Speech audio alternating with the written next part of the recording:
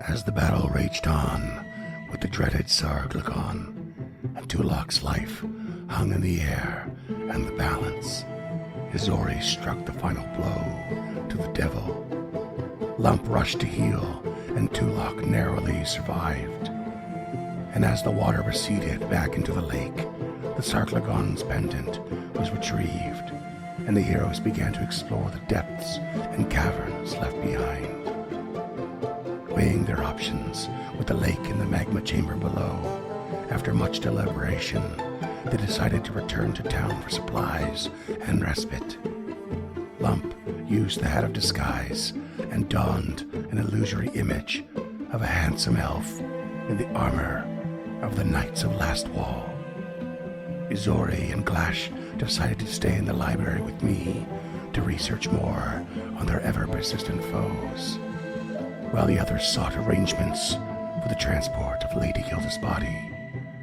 Oh, and Lump, for the moment going by Sal, accidentally made a date with Aloria Galantine.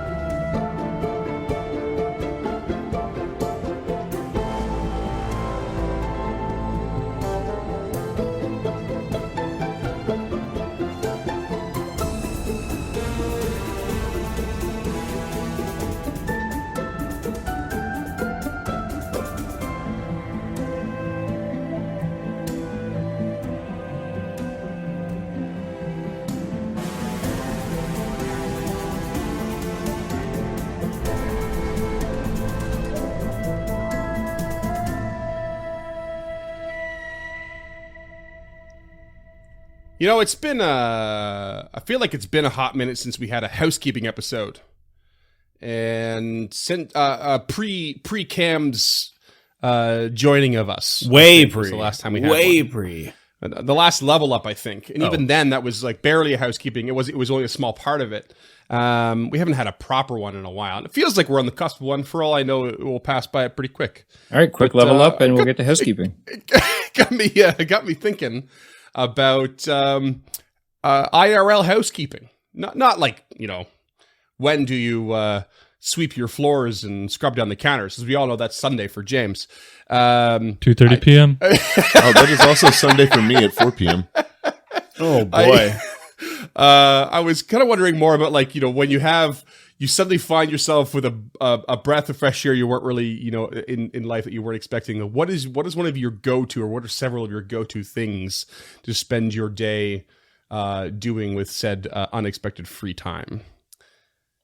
So mine is almost always cleaning something that has been bothering me a little bit, but not enough to give me a dopamine rush from my ADHD to actually do it. And so, like, I just like kind of store all of that up, and then just like, oh yeah, there it is, clean that shit. Can you give us an example of like I just recently dusted every flat surface in my room on Sunday. Like, just every flat surface got dusted. I'm not normally a huge dusting person because I think it's mostly kind of pointless. But when it gets to a certain level, like I said, it's the saving up of the bother. Like, I could see, it's like, about 1 inch thick. You take care of it? Is that what you mean? It's 1 centimeter, Freeman. We use metric on this podcast. That's right. That's Take that, dickhead. Shots fired. Suck it, Barn. Oh, I got my first one in. That's the first two questions on the citizenship test.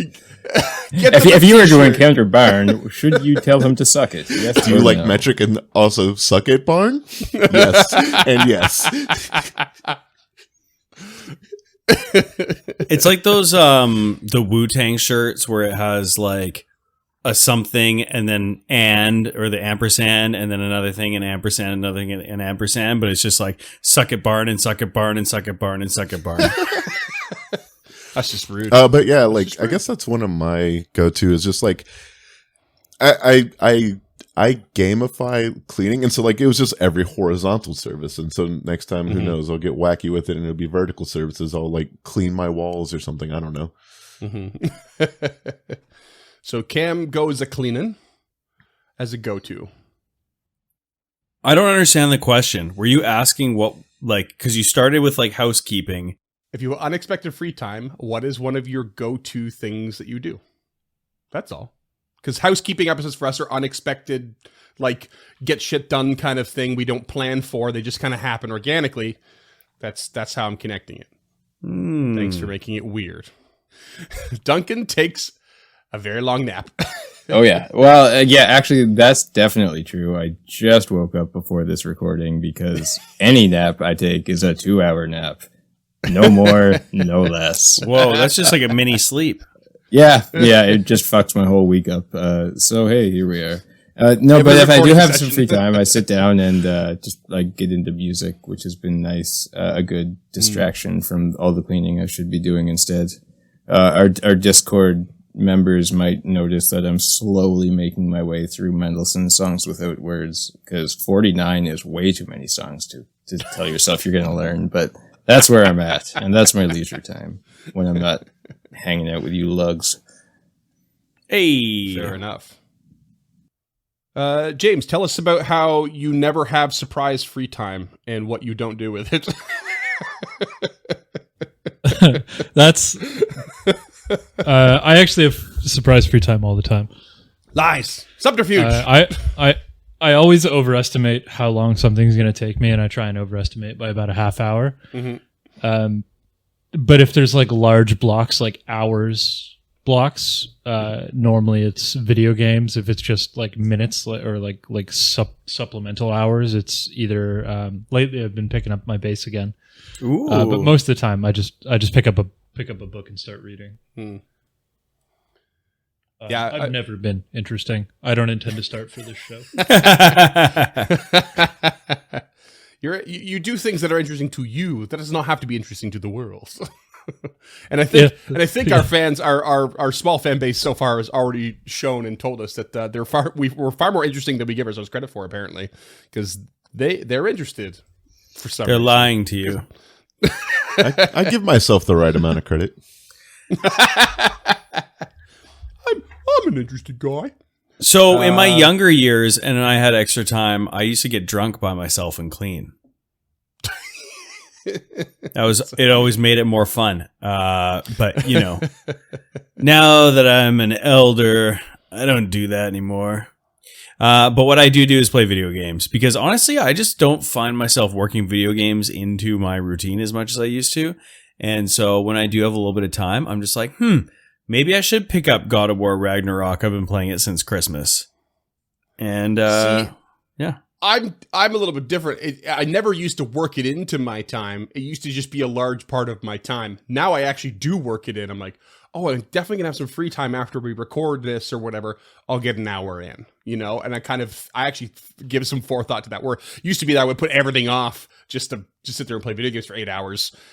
Can't do that anymore. I can't even like sit there and pay attention for 8 hours in a video game anymore. So I just gotta like. I can barely sit through these episodes in my chair. I definitely go one way or the other with video games, because it's like either block off a little bit of time, or I am going to sit down and waste an entire day and then ignore other responsibilities. Like this weekend, it was kind of rainy and I didn't have much to do, and I was like, oh, I'm going to boot up Cuphead for the first time in a while. And I played all of Cuphead all weekend. How frustrated were you? No, I was pretty good with it. You know, it's such a whimsical game and such like a technical achievement just on like a visual level that, you know, enough weed, you're fine. What about you, Freeman? What do you work in? I've been thinking lately. Definitely not cleaning. He looks like he's recording this in a construction site. Yeah, what is that back there? This is not going to make for good audio. You'll have to cut some of this, but I've been rearranging a little bit so you can see this. It's 2 bikes and a crane, it looks like, and maybe a closet. For the listeners, someone is pouring concrete in the background. It doesn't look level. But it doesn't look like they know what they're doing. That's not the code. Ooh. It's a green screen, listeners. Or a vert screen. You could project an image of a clean apartment on that thing. In fact, you probably should. Oh god.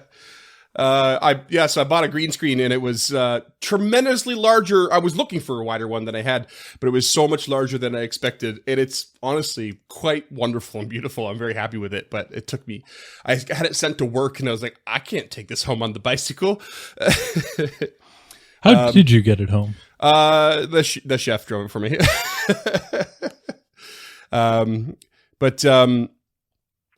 Free time. I've been thinking about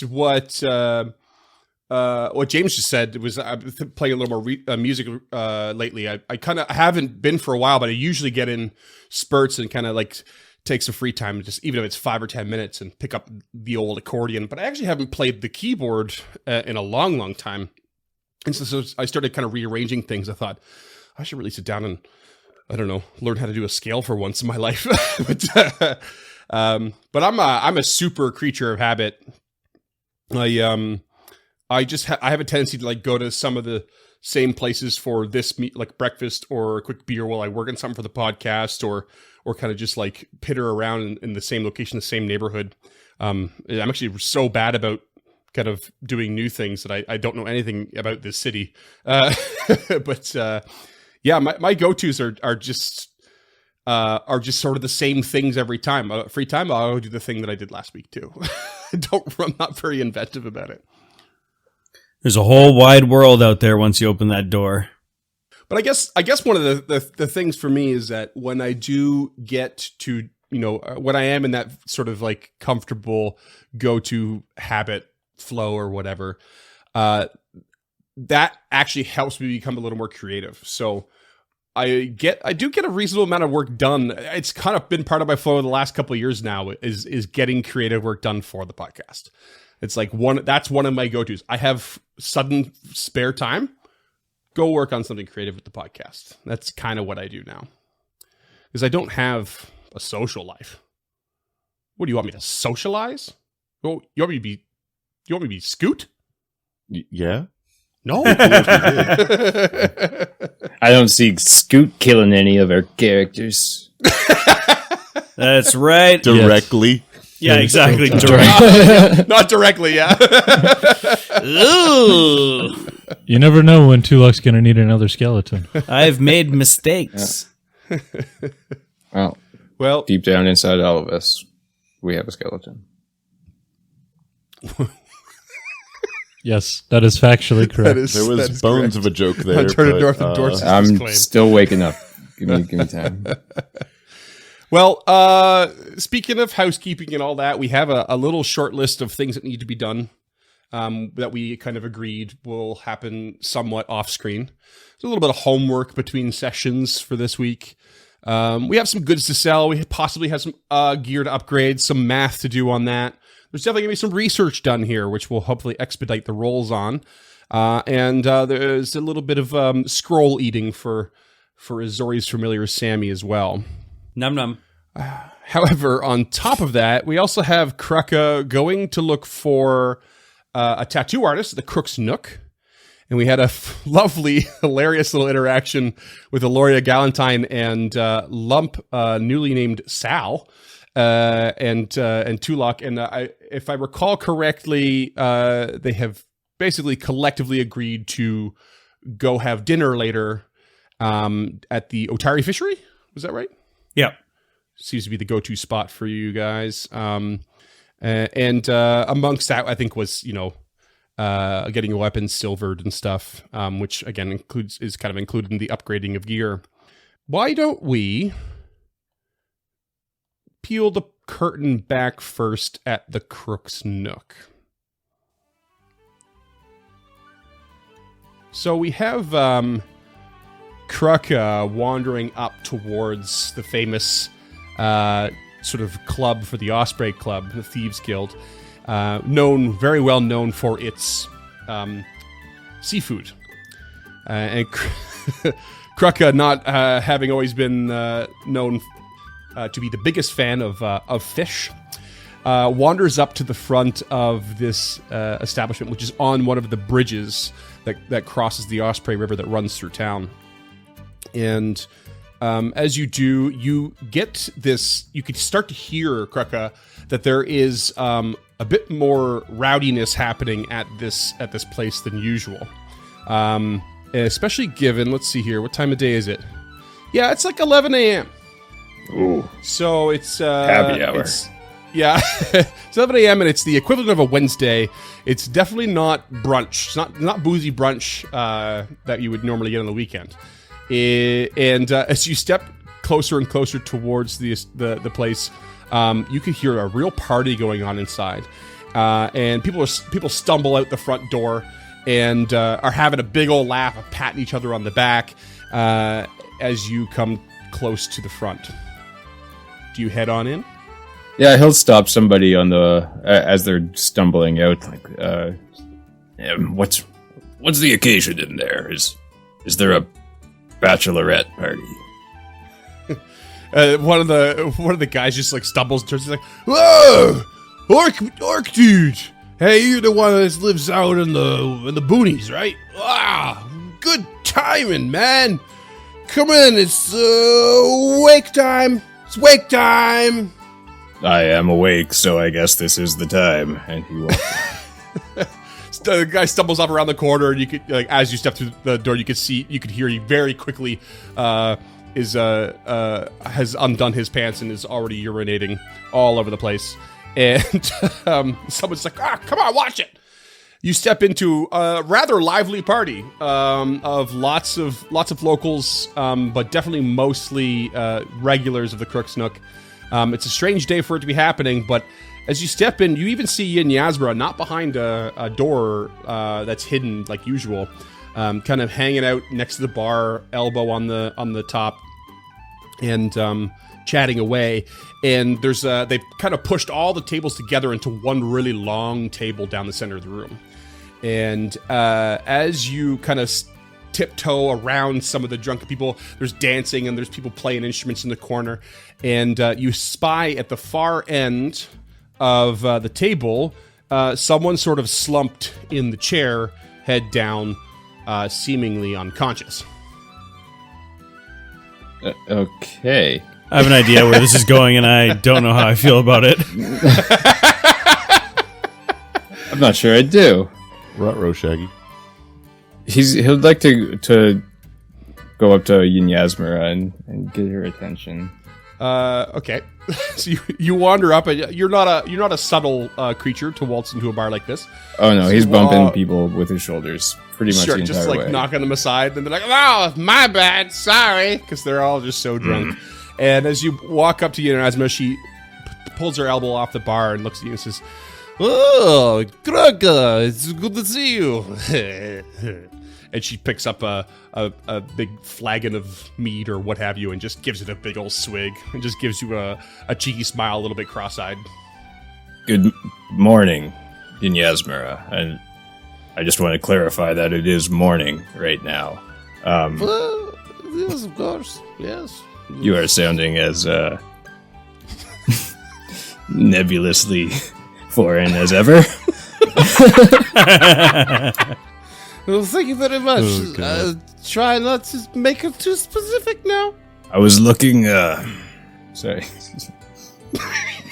I'm looking for an artist, a tattoo artist, maybe. Someone that can do a quick job and maybe hasn't been here all morning. I've got just the person. I've got just the person. Come follow me. And she grabs you or tries to grab you by like the lapel on your jacket or something, and just pulls you along. It pulls you straight over towards this passed out person at the end of the table, and she just smacks the person in the shoulder. Says, come on, wake up. We have someone who's looking for a tattoo. Come on. And just smack. And then you can see her hand go behind the back of this person's head and grab it by the hair and just pull the head back. And she's like, come on, the shed. Come on, wake up, you silly boy. And just starts like slapping him in the face. Just like, And it is clearly Shad Nunder. Gentle reposed, but dead as can be at the head of the table. Yikes! Having a big ol' laugh about it. Christ. Jeez. That's what I thought. He seems to be indisposed at the moment. Perhaps there's somebody else. Oh, come now. Where's your sense of humor, Mr. Rourke guy? Come on.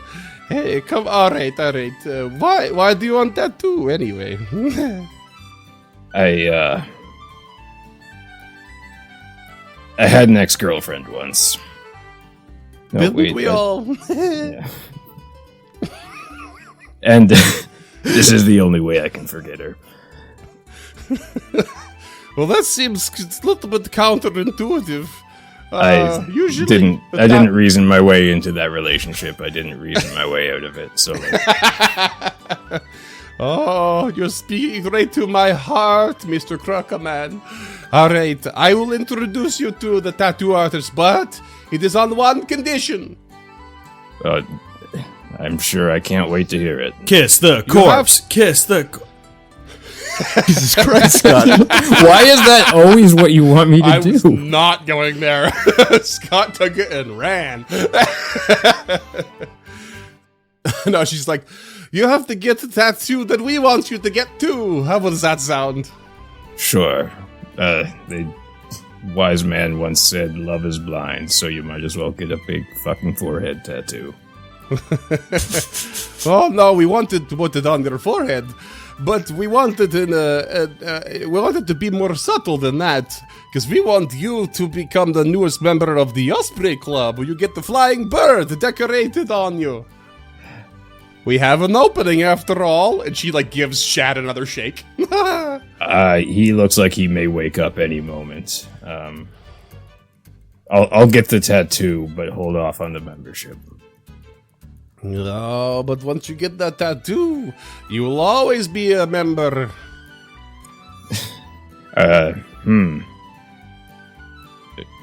What's in it for you?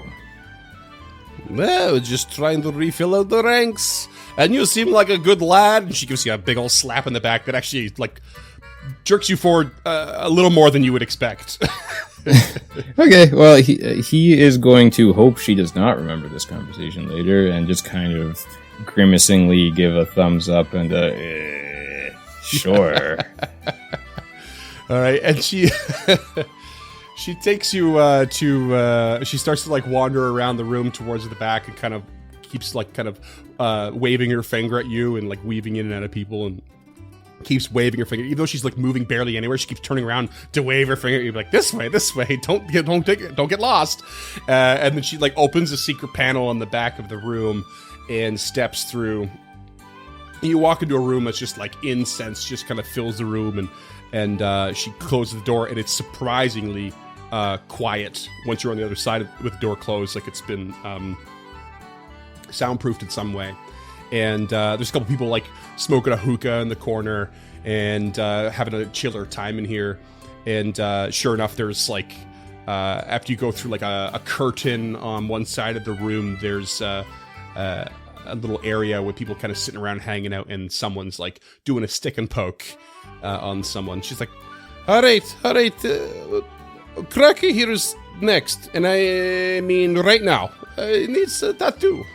What do you want to get again? I think this means serenity, and he'll show her the plan.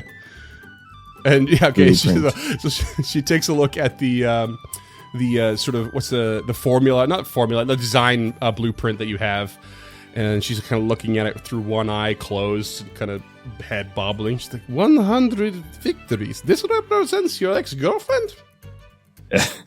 Yeah, a lot of history there. 100 victories and one big loss, I guess. All it takes is one.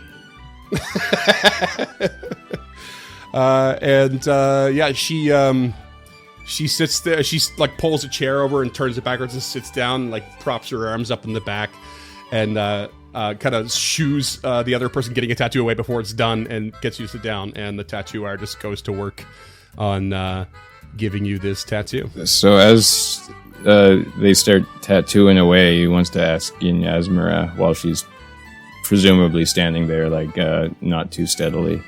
So, I wasn't too clear. What's the occasion? What has everybody so festive this early in the day? Oh, well, you know, we at the Osprey Club, we do things our way. The Shad went to help voluntarily down there in the godlight, but when he came back in the sorry state that he was, they put him in Dawnflower, and well, they didn't ask us. He was part of our family. Sure, he's part of Otari, but he's part of our family, so we went and got him. And we have been waiting for most of the members to be ready to celebrate his stuff, his contribution to the club. Was a big help to all of us, and he seems to be a big help to you now. Yeah, he's a good lad. As moral support, I guess. Ow, this tattoo hurts. It's been so long. How long were Shad and Krucka together They for? never met. Oh, okay. Shad died in the room fighting Nakazar and the ghouls before Physic even died. Like, Krucka met Yin Yasmira when they were going to tell her of his death, if I'm not mistaken. Mm-hmm. Right. Yeah, I think that's right. Yeah, It's the liveliest I've ever seen him. Yeah. But yeah, they're just doing what they do. You know, this is their way of celebrating, and they very shadily stole the body from the Dawnflower Library. But ultimately, the town is like not too concerned about it, and I think Yin Yasmira seems to know that's the case. All right, well that basically means as we progress time on the clock here, overall you will have your 100 victories tattoo. Where to next, I wonder? Should you roll something to see how well he sits through the tattoo? Crafting check. Yeah, The tattoo artist actually seems pretty sober. Oh, but I'm not talking about the tattoo artist. I'm talking about was Krucka a bitch about it? Oh. Yes, I don't know, what do you survival. think? Dunk gonna roll a fortitude save? Oh boy. Nat 20. Hey! Sat like a rock. Not 20. He took the thing and started poking himself a little bit. Dozed off during part of it. Yeah. Too good. Amazing. Well, let's take a boo at let's see. Well, we have a lot of the day to spend doing some stuff, and Lump and Tulak are meant to go to dinner, I believe, with Aloria, or at least together. Maybe Aloria will be there later. Yeah. Why don't we just quickly roll through some of our actual housekeeping stuff? I believe, Cam, you went ahead and did some math on the old selling front. I did do some maths, and I think that Lump, just as a Knight of Last Wall, is just going to turn to Tulak. I'm going to see about getting all the weapons and armor sold.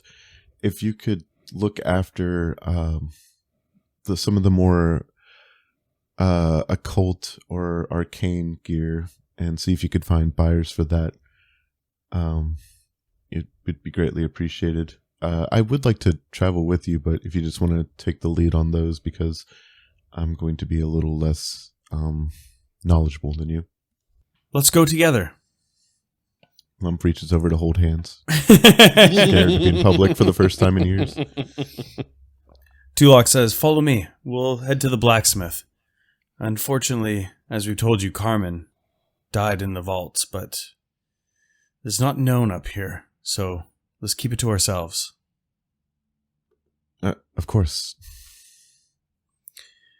And would they go to the blacksmith, I guess, now, or would they go to the garrison to sell? Well, I guess it's probably a little bit of both. You probably sell more at the blacksmith, and getting something silvered probably takes longer than a rune transfer, or maybe it's about the same, I guess. But they're about the same, basically. Yeah. But either or, you just assume you can sell some there and some the other spot, and probably even some to Rin or some to Morlabin. Like you'll probably have to spread yourself around. Okay. Yeah. Just as far as sales are concerned here, Lantern of Empty Light, I haven't been using. Though I do want to hold on to all the books. Graves Feast, What the Worm Knows, Secrets of the Skull.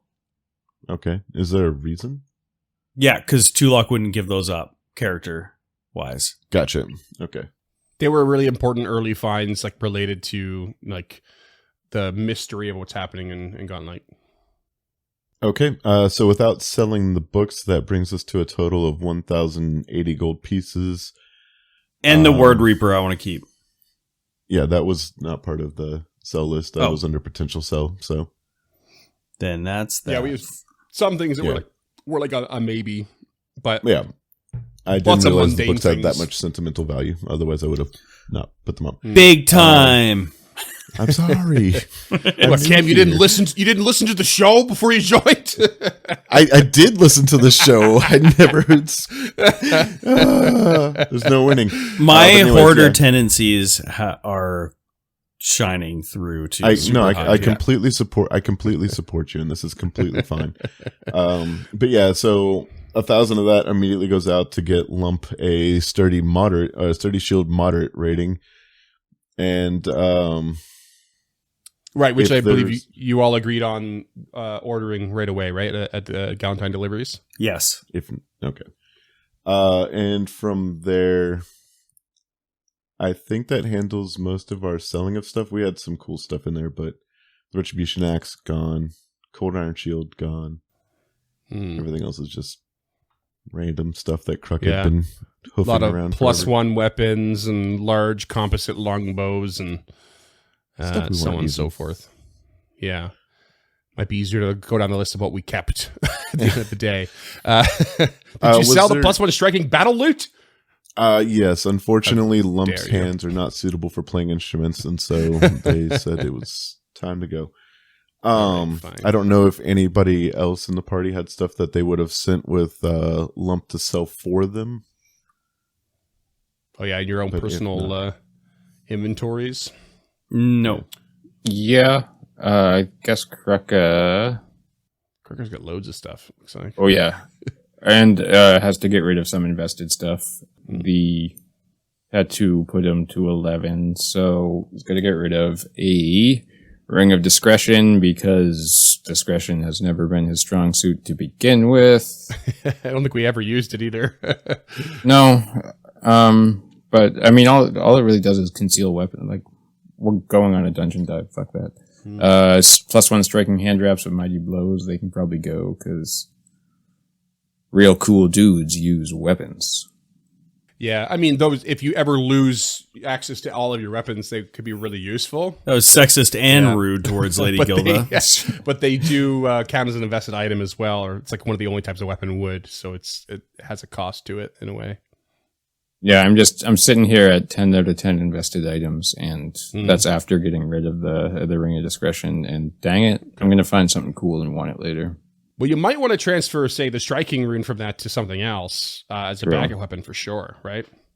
Like that returning light hammer? True. Yeah, you might want to move the striking rune to your returning light hammer because you use that a lot. Yes. And the bracelets of dashing don't seem to be doing you too much good either. Oh, no. Crockett did use them recently, though, didn't you? Actually, yeah, that's true. Bravely running away. But yeah, like, I've got Roma Cold, I've got my armor. Yeah, okay, so if we want to if we can spare the gold from selling the ring or whatever to get the rune moved over. Yeah, we have enough. Yeah, I think it's like 30 gold to transfer a rune or something like that. It's not expensive. Yep. It is 32.5. So after selling everything and then buying the shield, what did that leave us with in gold, Cam, from that sell? After transferring the rune over, that would be 80 after the shield purchase, and then minus 32.5 would be... God, I'm so bad at math right now. 47.5.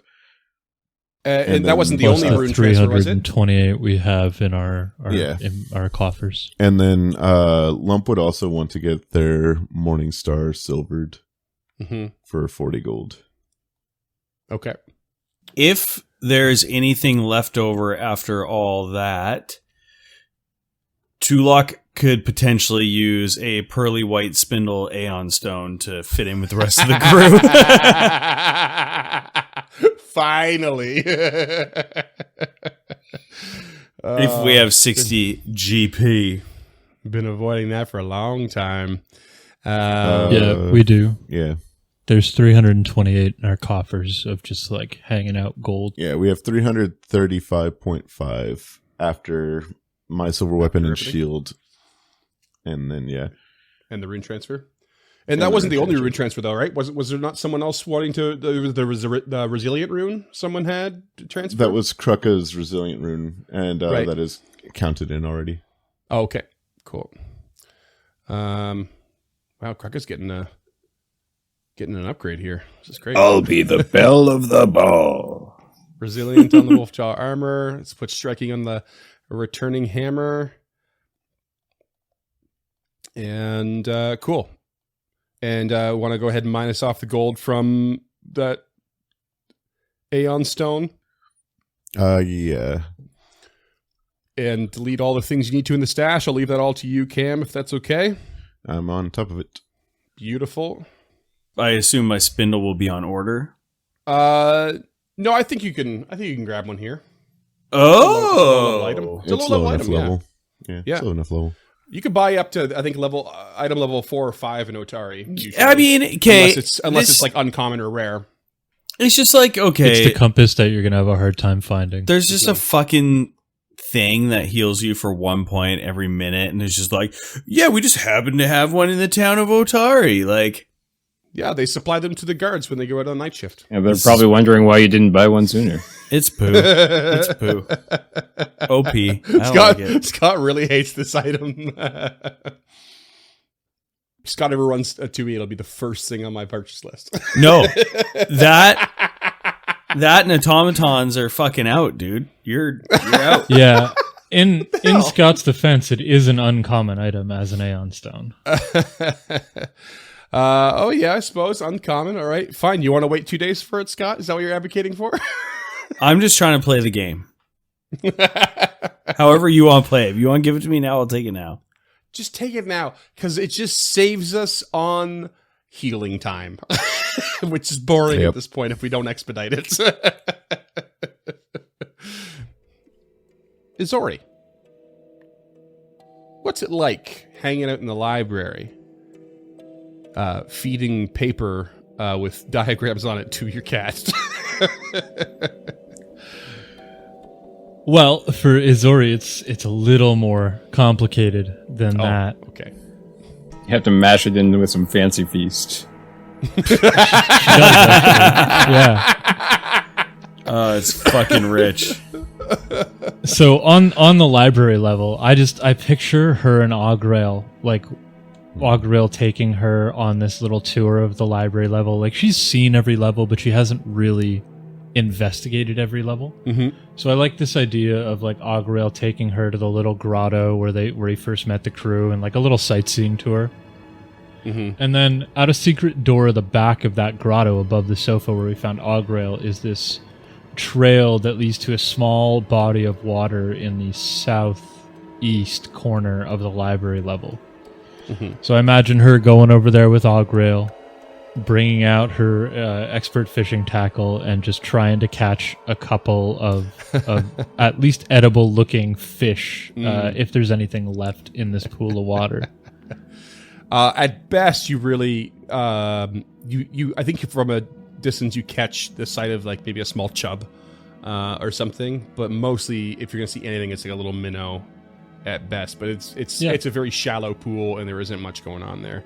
And No, it's almost as if like that's all she needs. Yeah, they come up from the tunnel below, like swimming against or kind of up the slope a bit. Yeah.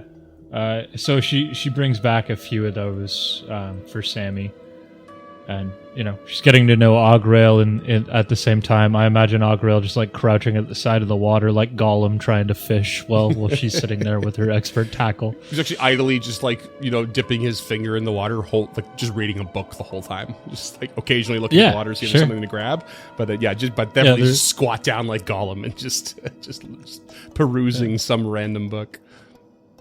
So after like a few hours of fishing, when she catches enough fish, she goes back to the this library central room where the blue light used to shine through, and she takes a single fish and a scroll and muddles them up together, and then that's what she feeds Sammy. Okay. So in this way, she's gonna teach Sammy illusory creature, okay, hypercognition, mending, paralyze, worms repast, which takes about 5 hours. I can just do all of those because they're already scrolls. Mm-hmm. But there is inside of one of the books in the party loot. I can't remember which at the moment.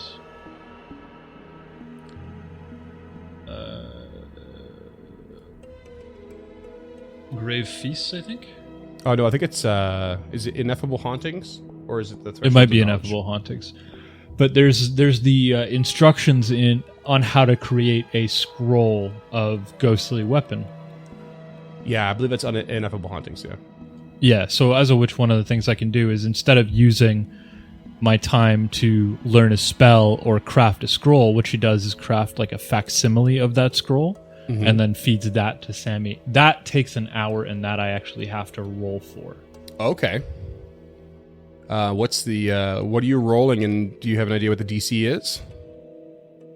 Yeah, so it's DC 20 to learn this because it's a 3rd level spell. It's also cost 16 gold, which I've removed from my inventory. And I rolled this off air last week. And I got a 20, so it's a meet to beat. Well, nice. It's in the chat, you can see it. So it is. Yeah.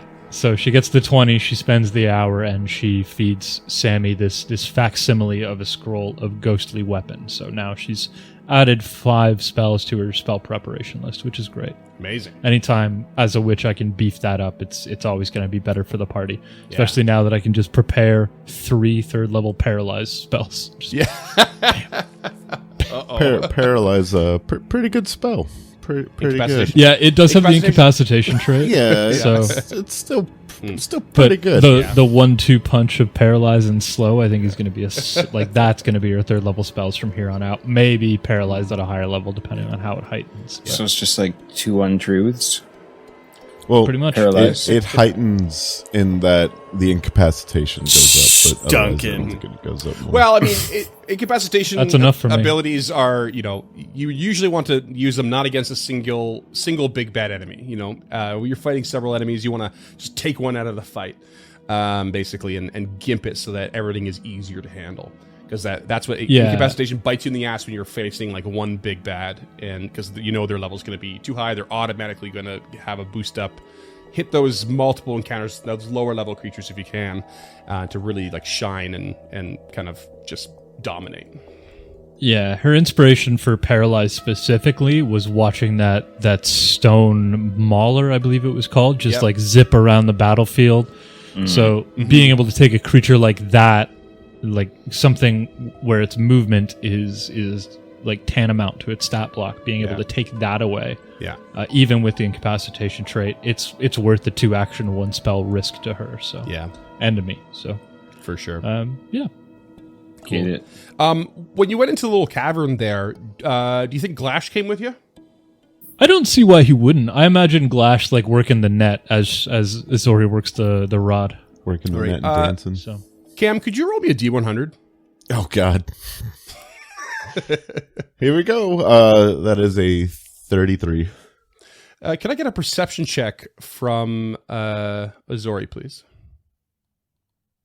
The gnome's going to get eaten by a giant fish or something, isn't it? That's a 15 for Azori and a 16 for Sammy. Okay.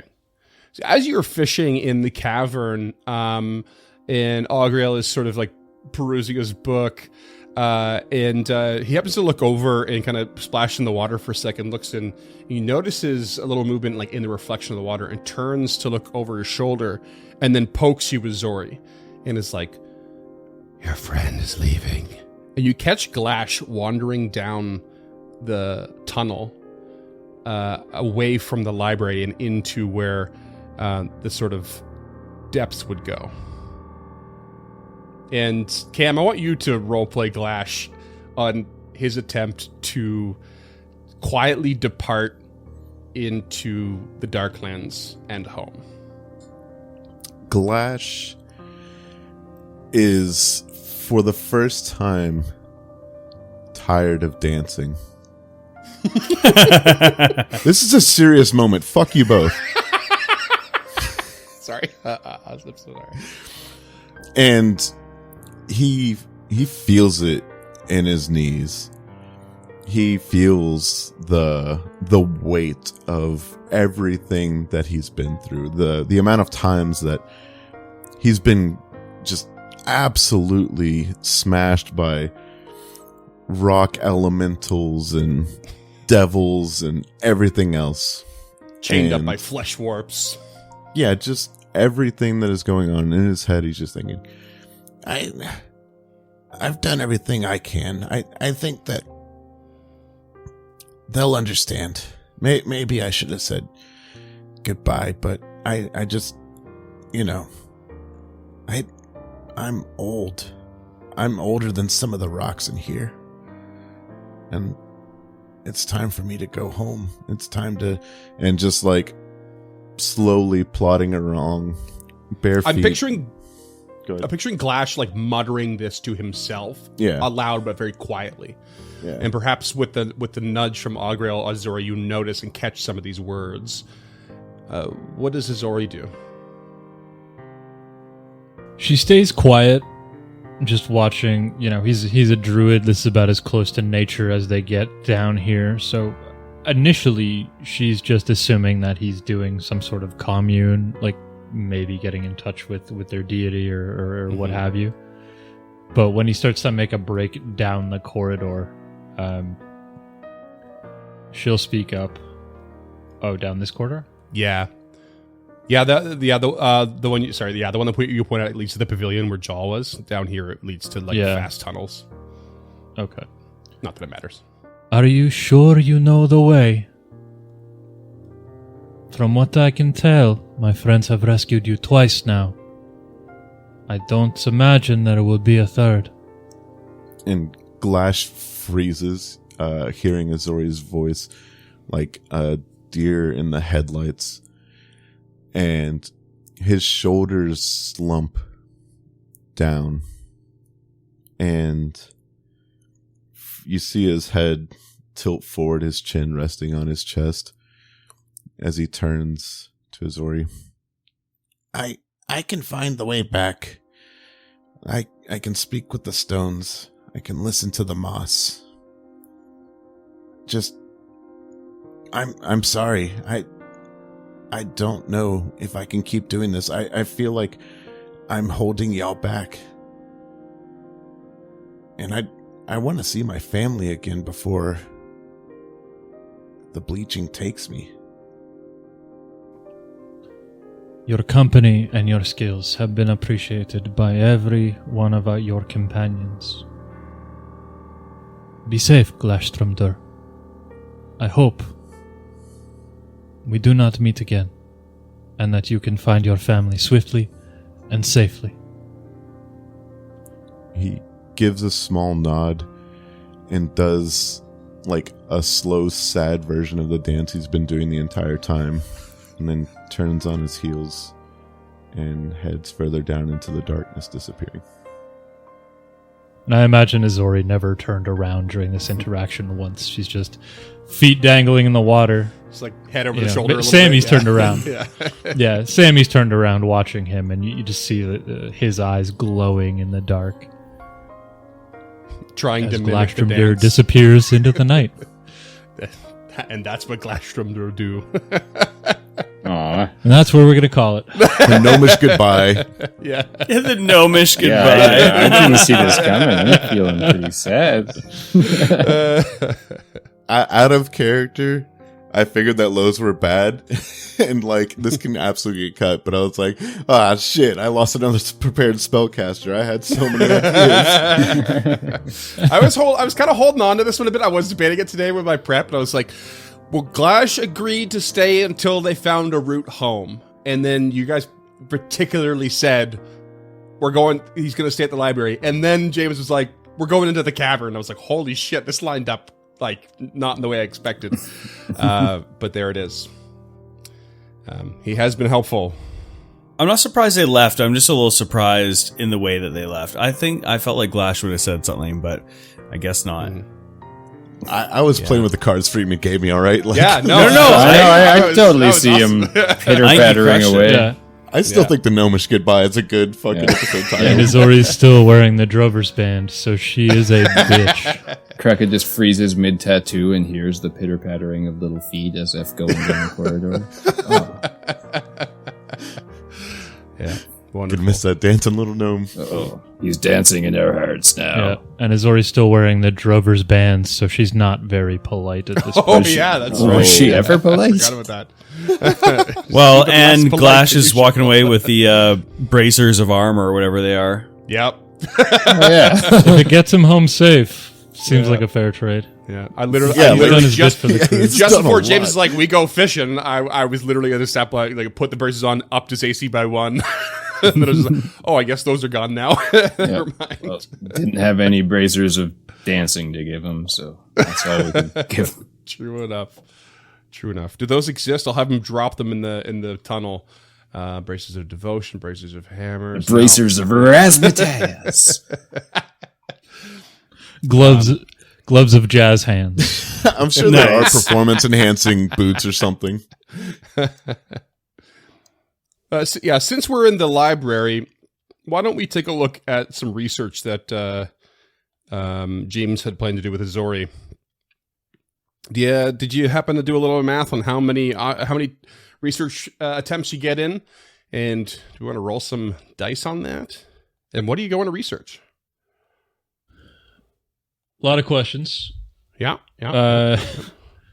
I did not do the math on how many research attempts I get. Since the spells took 6 hours, I did not know how long they were going to be in town. So if we add on, let's call it 2 hours for fishing, that's an 8-hour day just to get those spells into Sammy.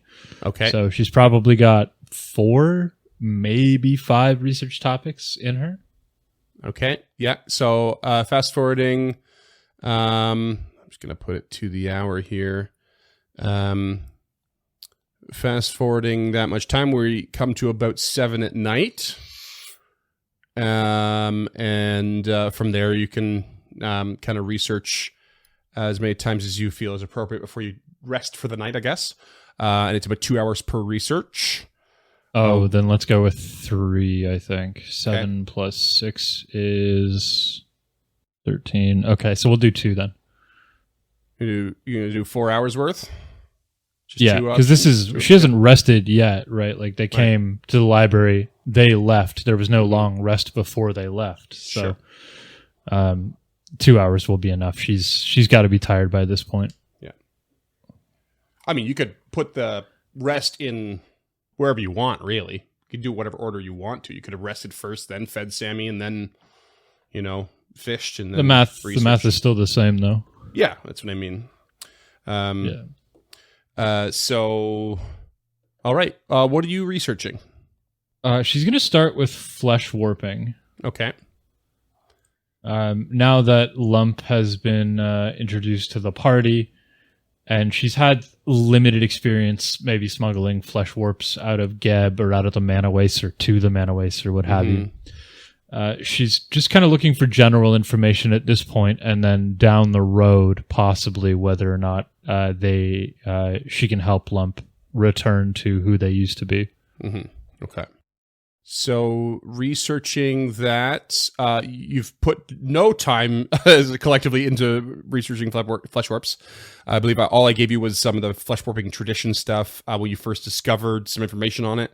So you can... Yeah, we were getting some real hands-on experience with that instead. You have lots of options here. You can go just with the basic PC recollection of information. You could actually go to the Dawnflower Odd Stories to do some research, or of course be in the library here. Do you want to research using the library? You're going to check your own memory banks first. Let's use the library. She's here. Like she can always use her memory later. It's honestly for the best because they're quite rare from your memory banks. It's a harder DC. So in the library, it's a bit easier. So the DC 20, recall knowledge, occultism or applicable lore. Sailing lore does not count before you ask. Didn't imagine it would. That is a 22 with the +3 from Jaffakis and the Sugathi research notes. Okay, cool. So yeah, that'll get you a point forward, but not to a threshold. And you continue on with flesh warping? Yeah, she'll do one more flesh warping. And then if she's got time in the morning before people come back, she'll do some Nimbleoth. Yeah, if you want, I can give you a little like review too of like what you would already know from what the party found, because Azori wasn't here but could have asked. For I've gone through our research notes in Foundry. Yeah, yeah. I keep pretty up to date on it. So that is a 20 with the +3 for the second one. Bang on. Okay, so I purposely kept the flesh warping a bit light in the fact that. It's a sort of the way I've set up the flesh warping research is it's from the beginning. It's a repeatable kind of threshold of 2 points. For right now, you can choose from 3 options: Drow flesh warping, Nexian flesh warping, or Thessalonian flesh warping. I can tell you that from the notes from Jaffaki, they appears to be heavily influenced by Drow flesh warping, but definitely takes notes from all 3 famous sources. The Drow flesh warping in particular is the most repeatable one because that is where you can research into specific enemy types, such as Grothluts and Urna curses and Driders that you would most likely encounter here in the Darklands. I think she'll do the Nexian one first because that would be where she has experience. So she's got a better idea of where to start that research. So I think that's probably where she started. Cool. All right. So Nexian flesh warping. So they treat it in the same way as those magical pursuits, basically as a science to be explored clinically and to its maximum potential. Members of the Enopian Flesh Forgers Guild have a saying that embodies their approach: the flesh is frontier. These practitioners believe that, like magical energy, living flesh is a thing to be shaped and studied by those who desire to do so, and students of the science learn much about how to augment their research subjects. While it is tempting to look at Nexian flesh warping as more benevolent than other kinds, its practitioners are very often entirely dispassionate in their practice. Their efforts to make the experience easier on their subjects are motivated by a desire to enhance survivability and produce better results, not because they wish for the process to be innately more humane. Nexian flesh warpers who express either untoward cruelty or unnecessary compassion are derided by their peers and accused of letting their emotions taint their work. They see their work as one of improvement, taking ordinary impoverished or convicted Nexians and transforming them into powerful warriors to defend the nation. Many of these subjects are volunteers who know that the pain of transformation can grant them greater power, respect, and opportunities. Flesh warpers who work in Nexus laboratories prefer to be called flesh forgers, which they feel differentiates them from what they see as the casual barbarism of drow flesh warping. Most are impressed with the variety of shapes and transformations that drow can produce the flesh warping, but feel that drow waste potential by embedding needless pain, misery, and cruelty into the process. While drow flesh warping labs are almost indistinguishable from torture chambers, Nexian flesh forges resemble laboratories with detailed diagrams and progress charts to illustrate their procedures, and frequently host lectures and demonstrations for students or interested experts in other fields. You can see how you can at this point you can see the connection with Jaffe's notes of the Drow and the Nexian, because it wasn't like a horrible place. It was more like a laboratory, but it was definitely dispassionate. There were diagrams. But you could see that. And I think this is probably what puts her onto the concept of Drow flesh warping. So when she goes down that road, she's already discovered that it exists. For sure. So Nexian flesh forgers aren't directed by Hagenti's malevolent designs. For the most part, though, cults of Hagenti and Yamasath are present in Nex just as they are anywhere else. They have thus made advances in directions the Drow would consider foolish or even useless. Nex's best flesh forgers have made great strides in reducing the physical and mental trauma of the transformation process and improving the rate of survival. And numerous flesh forgers are fascinated by the sin spawn creation of ancient Thassalon. Some actively collect historical and modern records of Thessalonian rune wells, hoping to discover the metaphysical quote-unquote blueprints used to create sin spawn. None have yet made any significant progress. The most talented and well-known flesh forgers work in Enopian, the city of alchemists in the heart of Nex. The Enopian Flesh Forges is a collaborative guild whose members share advances with one another.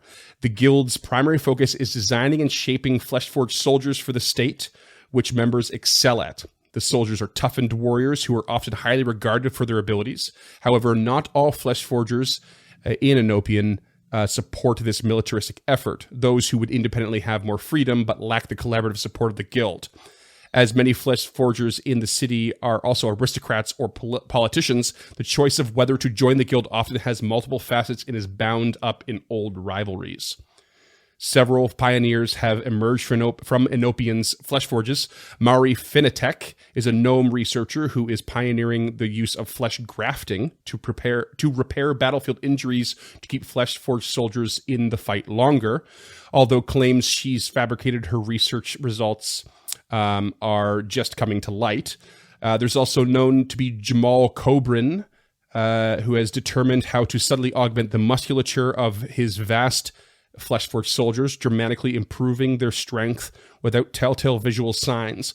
Meanwhile, Zane Faltrazan has been finding novel ways to apply flesh forging to undead creatures, potentially heralding new breakthroughs. Some of these latter ones you can see, again, influencing Jaffe's notes, possibly tying them, without maybe a little more research, possibly tying them to what makes Lump a more unique flesh form than what you've seen so far. But that's it. Okay. Yeah, a lot of info. She's happy with that. That was 2 attempts, 4 hours later. Are you going to call it there? So that'll put her around 11 p.m. So yeah, she's going to do an 8-hour rest at this point, and then we'll see where the boys in Lump are at after that.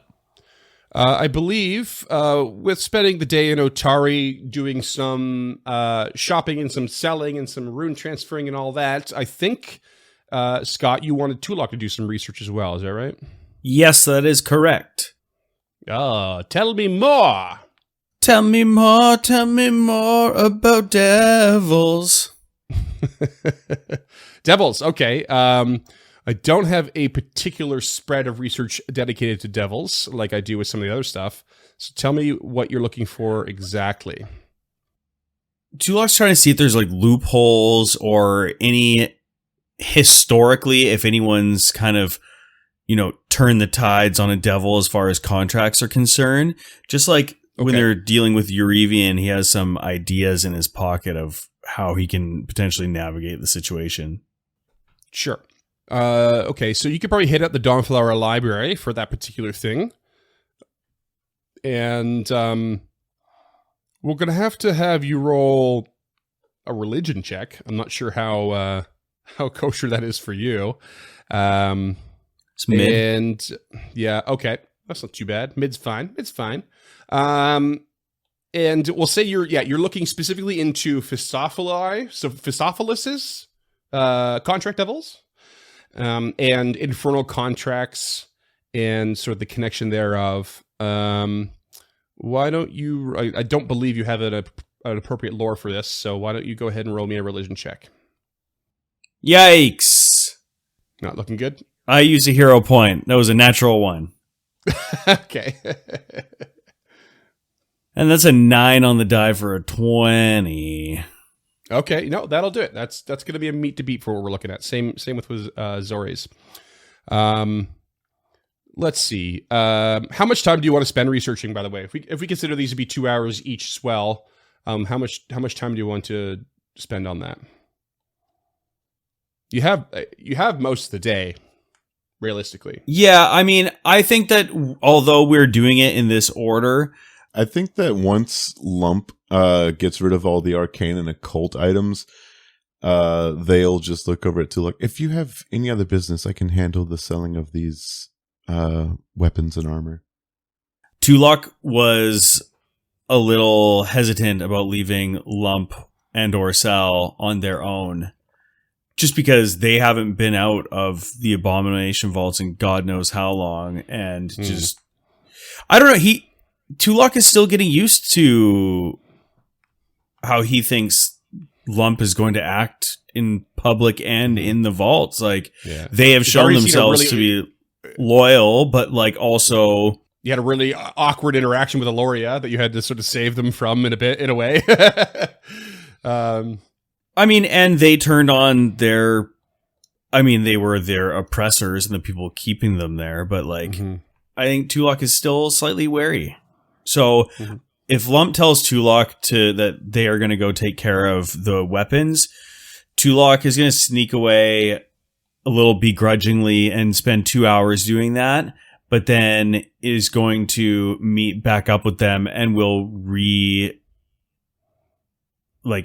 begin studying more at night after. Okay. All right. So you're gonna kind of more wait till after dinner, I guess. Yeah. Okay. That's fair. As Lump seems to have volunteered to go on their own, but if Tulok's a little cautious, how does Lump feel about kind of having this cautious guardian almost? I don't know that Lump would notice if Tulok was doing this, because in Lump's mind, I think that they might not even notice because they don't understand the wariness. Like, they understand they're strange and peculiar in terms of physical appearance, but they think they've won over the hearts and minds of the party, and so would not think anything of it if, like, they just told Tulok, hey, go do what you got to do. I can handle selling this. I know how to talk to guards. I'm from Lastwall. I know what a guard is. I know how soldiers talk and things. And so I think unless roll warfare lore to make an impression. Yeah, pretty much. Kind of thing, right? I do have warfare lore. Yeah, I know. But yeah, I think that unless Lump noticed Tulok coming back and being sneaky about watching Lump wouldn't think anything of it. But if Lump did notice Tulok kind of lurking in the shadows, like observing them, it would probably be devastating. Sure. I want to clarify that it wouldn't be like that. It's not a secretive. He's not putting on invisibility and following Lump around. It'd be more like Tulok just declines the offer and says, "No, let's just hang out for the day." It makes it like socially casual kind of thing. Yeah, like showing them around or introducing them to people that they see in the streets. Because people are going to be walking up. Like at this point, Otari is, on max alert, probably, other than the fact that there's a drunken wake going on. Just random people walking through the town are going to be a little bit raising eyebrows. So this person who looks like a warrior is going to be getting a lot of questions. So Tulok is going to be with them walking around.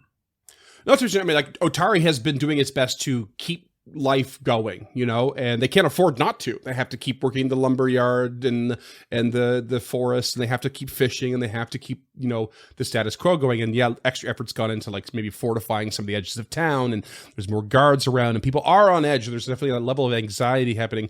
But it's not even just watching some new armored person come through. That armored person is with Tulok.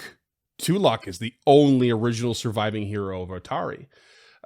So it would be kind of like rolling up going, Tulok, introduce us to your new friend. Not, who's that? I'm going to ask them questions, And Tulok's like, kind of locally famous in a way. And you would get a lot of that. Bitch, I better be. Oh God, it's going to his head. Good. It should. Okay, I had a question. But as the sun, yeah, sure. How far away would Tulok think we are from the month being up since the first wave?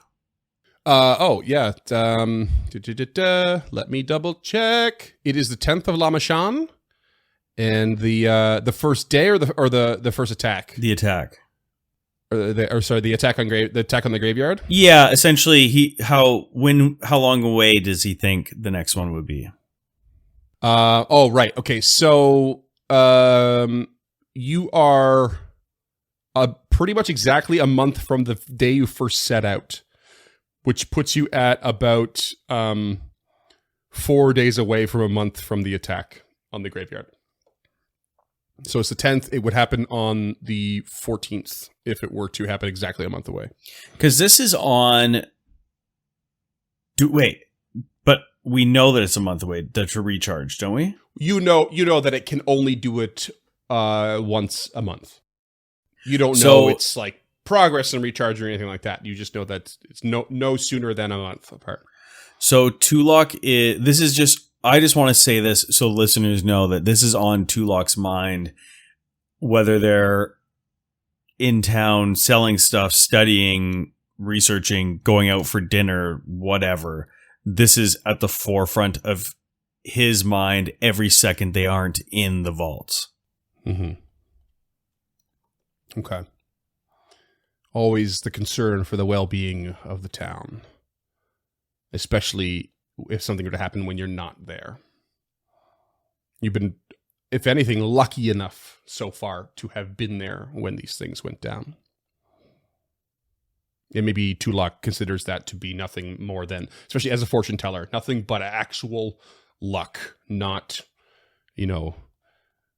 not really, so we're looking for, not fortune. What's the thing that disappeared when, not actual fate or anything? Prophecy.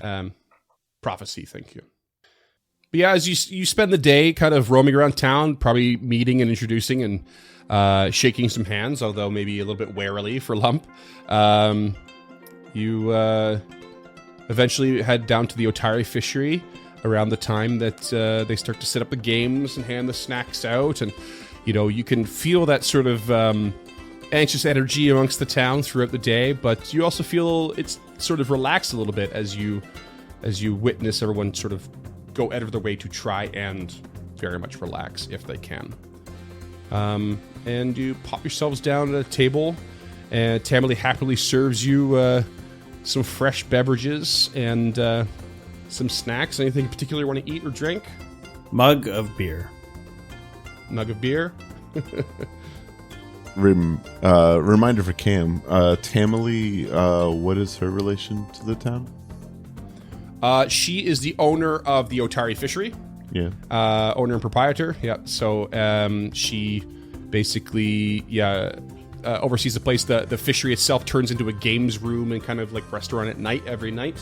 Okay. Basically at sundown, she transfers over. So people go in, they play cards, they play dominoes, they play all sorts of things. Mostly snacks, not like full like dinner menu kind of thing. And it's very well known for like the fishers gathering there early in the day to have coffee and breakfast as well. And it's just an all around kind of casual, fun joint, but without doesn't get rowdy, doesn't get like booze, doesn't usually get too booze heavy or party. Although we did see Carmen Rajani in here quite drunk one time. Okay. Can I roll because isn't Tamily part of the Great Corsairs? That was kind of what I was fishing at. Oh yeah, she is. In fact, when you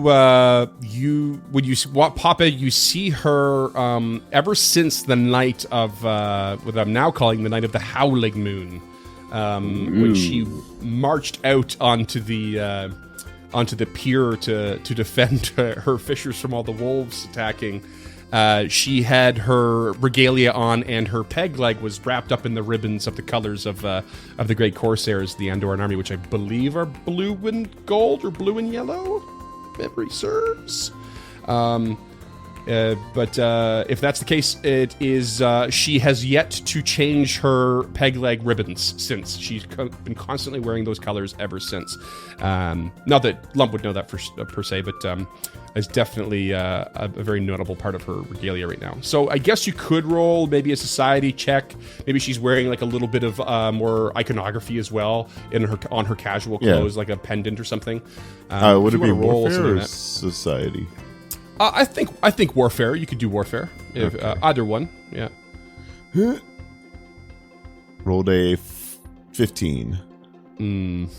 Yeah, I don't think it's gonna be quite enough. Something is nagging at your head a bit, but it's been so far past for Lump that it's like you feel like you know it, but you can't quite pinpoint it. Maybe you want to ask, but maybe you want to just think about it more.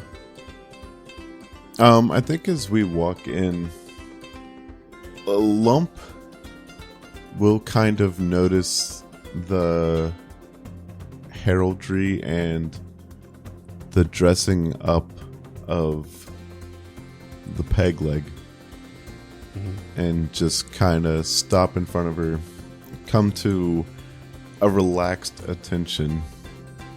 Just be like, hello, my name is Sal. I am visiting the town. And kind of like panics for a brief moment as they're like, "Oh God, why did I start this conversation?"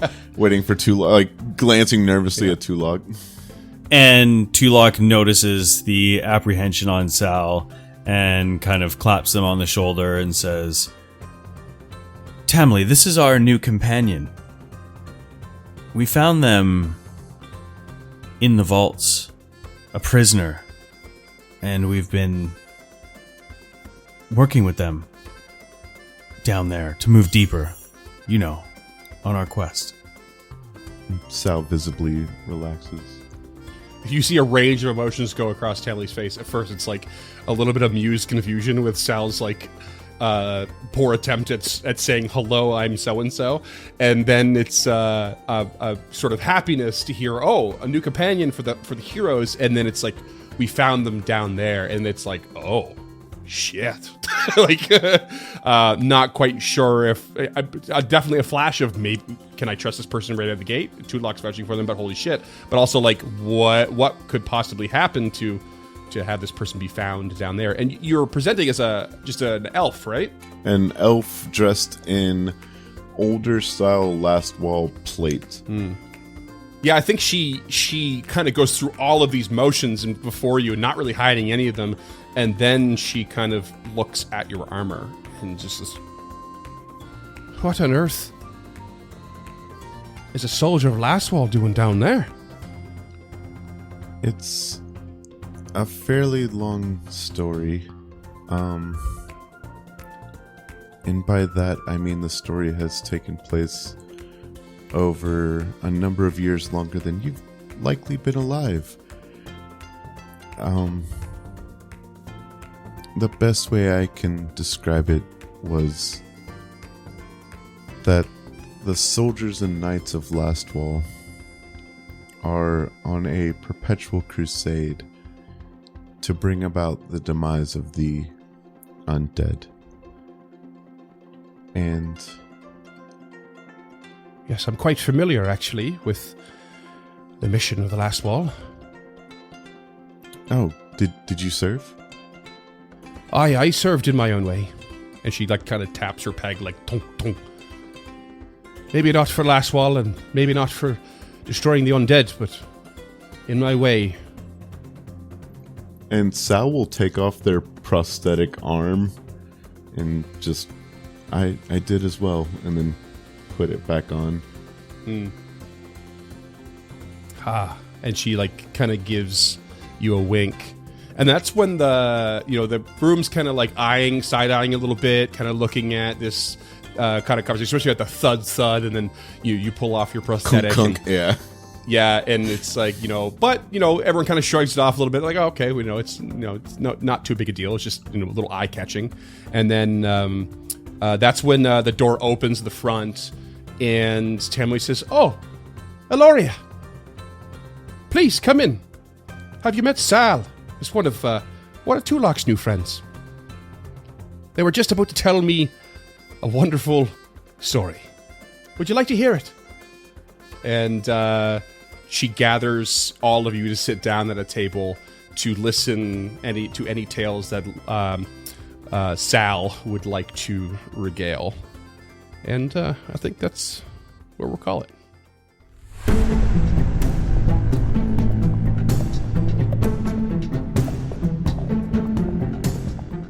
Stemming the Tide is an actual play podcast of the Adventure Path Abomination Vaults and is produced by the Uncharted North Network.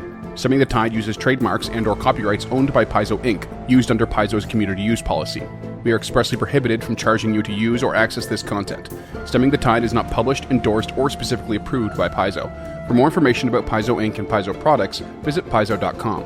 Music is composed by Will Savino and artwork by Greyhood. Stemming the Tide is recorded remotely using Foundry Virtual Tabletop. If you wish to connect with us or support this project and projects to come, we can be found at unchartednorth.ca, patreon.com/unchartednorth, and on all major social media platforms. Links to all credits can be found in the episode description and our website. Thanks for tuning in.